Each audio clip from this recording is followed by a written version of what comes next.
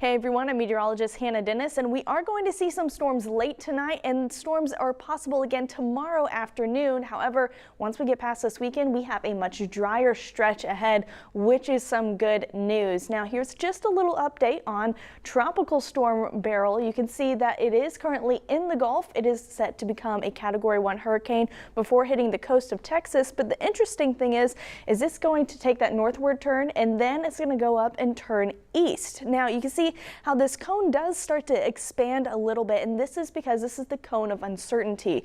The further out we go, the more uncertain we are with its track. So it could actually go all the way towards one side, and the southern half of Iowa could possibly see some rain from Beryl, but right now it's a little too far out to tell. But we do know that it is going to take that northward turn and then start heading east. But for here, we are going to see some other storms ourselves going from tonight and then again tomorrow.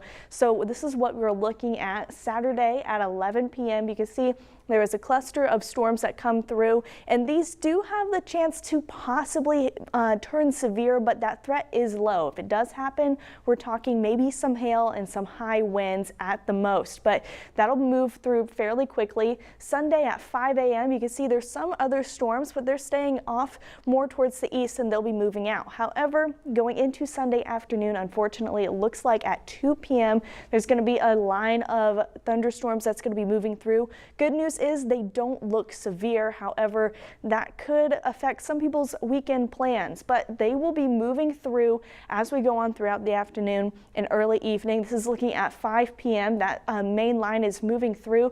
You see that some other storms do pop up behind it, but they aren't going to cause too many issues. However, once we get into Sunday night, that's when things dry out. You saw that Monday was really almost completely dry. There were maybe a few spotty showers at the most, but looks like we are going to have that drier stretch going into this coming week. But tonight there is that level 1 threat for severe weather off on the western side of the state. So it is possible we could see some of those stronger to severe storms, but it is very low at this point.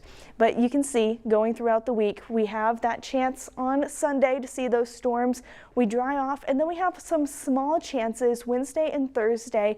Looks like they're going to be those afternoon showers that end up popping up, but it's not going to be a washout. So this is some good news. We need that drier stretch going ahead.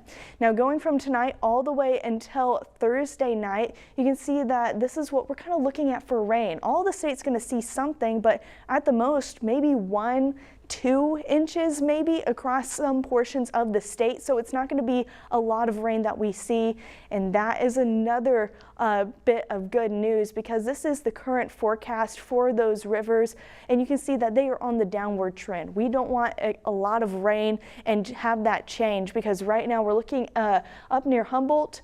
This is set to go to a minor flood stage going into tomorrow and next week. So that's some good news. And Fort Dodge and Stratford will continue to go down, and we could see improvements in their water levels as well. However, Saylorville is still expected to crest on the 11th at 878 feet, but that is 6 feet below the spillway level. So that is also some good news.